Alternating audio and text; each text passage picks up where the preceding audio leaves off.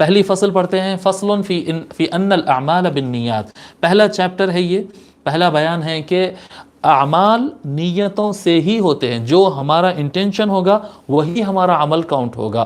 اعمال کا وجود نیتوں سے ہوتا ہے، کہ انسان کوئی اچھا کام بھی کر دے لیکن اگر اس کی نیت خراب تھی تو وہ کل قیامت کے دن جا کر دیکھا کہ میں تو اچھا کام کر رہا تھا، کہاں ہے وہ؟ تو نہیں ہوگا، وہ تو نہیں ہوگا، کیونکہ وہاں پر نیت ریاکاری تھی یا کوئی اور ریزن تھا، تو وہ جو چیز دل میں تھی قیامت کے دن وہی نظر آئے گی۔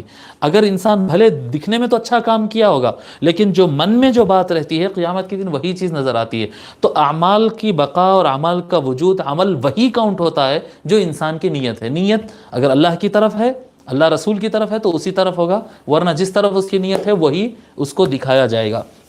اسی سے متعلق پہلے حدیث ہے، حدیث نمبر 383 383 عن عمر بن الخطاب رضی اللہ عنہ ان رسول اللہ صلی اللہ علیہ وآلہ وسلم قال، حضرت سیدنا عمر بن خطاب رضی اللہ تعالیٰ روایت فرماتے ہیں کہ رسول اللہ صلی اللہ علیہ وآلہ وسلم نے ارشاد فرمایا، الاعمال بالنیہ، اعمال نیت سے ہی ہوتے ہیں، اعمال نیت سے ہی ہوتے ہیں، جو انسان کی نیت ہے وہی اس کا عمل ہے، بھلے آپ کو کیسا بھی لگ رہا ہو۔ وَلِكُلِّ امْرِئٍ مَّا نَوَىٰ، اور ہر آدمی کو وہ ملے گا، ہر آدمی کے لیے وہ چیز ہے جو اس کی نیت ہے۔ جی، کام برا کر رہا تھا، کام غلط ہو رہا تھا اس سے، ہونا بول کر نہیں، کام غلط ہو رہا تھا اس سے لیکن اس کی نیت اچھی تھی تو اللہ تبارک و تعالیٰ کے پاس وہ محتاب ہے، وہ اس کی نیت کے مطابق اسے پھل ملے گا۔ اور اگر کام اچھا ہوا لیکن نیت خراب تھی تو اللہ تعالیٰ کے پاس وہی ہوگا جو اس کی نیت تھی۔ تو وَلِكُلِّ امْرِئٍ مَّا نَوَىٰ، ہر آدمی کے لیے وہی ہوگا، وہی ملے گا اس کو جو اس کی نیت تھی۔ فَمَنْ كَانَتْ هِجْرَتُهُ إِلَى اللَّهِ وَرَسُولِهِ فَهِجْرَتُهُ إِلَى اللَّهِ وَرَسُولِهِ، فرماتے اب کوئی آدمی اگر نیت کرتا ہے کہ وہ اللہ کی طرف چلے، اللہ کے رسول کی طرف چلے، بس اس کی ہجرت اللہ اس کے رسول، یعنی جس کسی کی نیت اللہ اس کے رسول کو راضی کرنا ہے اس کے لیے محنت کر رہا ہے، اس کے لیے قدم اٹھا رہا ہے، اس کے لیے ایکشن لے رہا ہے، اللہ رسول کو راضی کرنے کے لیے جو ایکشن وہ لے گا، جو عمل وہ کرے گا، جو ارادہ کرے گا، بس اس کی ہجرت اللہ اس کے رسول کی طرف ہے، یعنی وہ اس کا عمل اس کے لیے باقی ہے، وہ قیامت کے دن دیکھے گا کہ اس کو وہ اعمال مل جائیں گے۔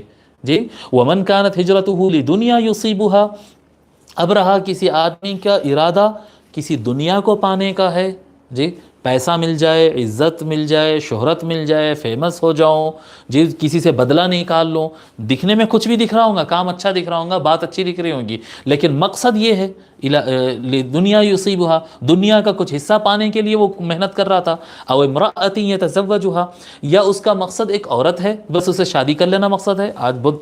آج جو ہے دنیا بھر کے اندر زندگی کے بڑے مقاصد میں بس بن گیا ہے بھئی وہ خاتون کو حاصل کر لے، ہو گیا پوری زندگی، اب وہ ماں باپ سے بھی لڑ لے گا، جاب بھی چھوڑ دے گا، تباہی بھی کر دے گا، انا للہ و انا الیہ راجعون، خود کو برباد کرے گا، پورے سوسائٹی سے کٹ جائے گا۔ کیا ہے زندگی کا مقصد؟ بھئی فلاں سے شادی کر لینا، ہو گیا، انا للہ، یہ کوئی ایسے بڑے مقاصد ہے یہ؟ جی، ہر آدمی کو اچھی کمائی چاہیے، اچھی گاڑی چاہیے، اچھی وائف چاہیے، یہ زندگی کی ضرورتیں ہیں، لیکن زندگی کا یہ جو ضرورتیں ہیں اسی کو زندگی کا مقصد اور ٹارگٹ اور ایم بنا کر پوری زندگی اس میں برباد کر دیں گے، نہیں، اللہ تعالیٰ اس کے لیے نہیں پیدا کیا۔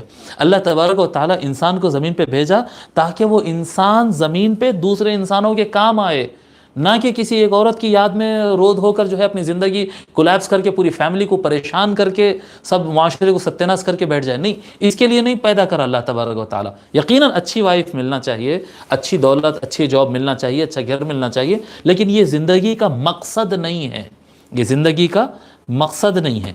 جی، عیش عشرت، لگژری گاڑیاں، مہنگے ہوٹلز اور منمانیاں، نہیں، یہ مقصد نہیں ہے، یہ شوق ہے، یہ مقصد نہیں ہو سکتا۔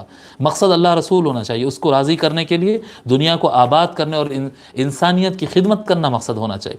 تو فرماتے جس کسی کی نیت دنیا پانے کی ہو، جی، دنیا پانے کی ہو، اور یا کسی ایک عورت کو پا لینا اس کی مقصد ہے کہ وہ عورت سے شادی کر لے، فَهِجْرَتُهُ إِلَى مَا هَاجَرَ إِلَيْهِ، بس اس کی جو نیت ہے بس وہ اسی کی طرف جائے گا، خلاص۔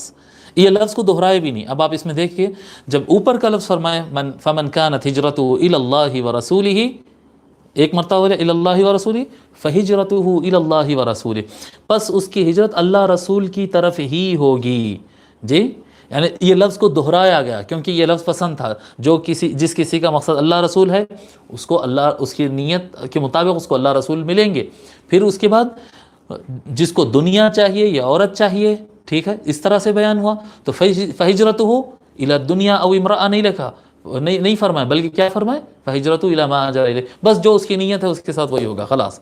کیونکہ اللہ رسول کی نیت سے جو آدمی کام کرتا ہے وہ کام باقی رہتا ہے، قیامت کے دن بھی سامنے آتا ہے. لیکن یہ جو کام کرتا ہے بندہ، یہ کام جو ہے وہ عارضی ہوتا ہے، ٹیمپروری ہوتا ہے، اور وہ دنیا کے اندر ہی ختم ہو جاتا ہے. قیامت کے دن جا کے اگر ٹھہریں گے تو وہاں پر نہ سونا چاندی کام آئے گی، نہ شہرت گاڑی بنگلہ کام آئے گی، نہ پھر کوئی دوسری چیز کام آ سکتی ہے. اور یہاں پر جو لفظ ہے یہاں پر او امرأۃ یتزوجھا، کہ ایک آدمی کی نیت جو ہے کسی عورت سے شادی کر لینا، یہ جو لفظ استعمال کیا گیا ہے اس کا مطلب صرف مرد عورت کو ٹارگٹ بنا لے، یہی نہیں ہے اس کے اندر، بلکہ اس کا الٹا بھی ہے. اگر کوئی عورت اپنی زندگی میں مقصد فلاں مرد آدمی بنا لے تو اس کا بھی حکم یہی ہوگا. وہی اختصاراً بات سمجھا دینے کے لیے ایک سینٹنس بیان کر دیا گیا، یہ دونوں کے لیے ہے. اگر مرد اپنی زندگی کا پورا مقصد ایک عورت بنا لے یا عورت اپنی زندگی کا پورا مقصد ایک مرد بنا لے تو یہ ایک غلط عمل ہے اور غلط نیت ہے. اس سے توبہ کرنا چاہیے، اس سے اپنے آپ کو بچانا چاہیے. یہ حدیث متفق علیہ ہے اور یہ لفظ امام بخاری کے الفاظ ہے، یہ یعنی صحیح بخاری کے الفاظ ہیں یہاں پر منقول.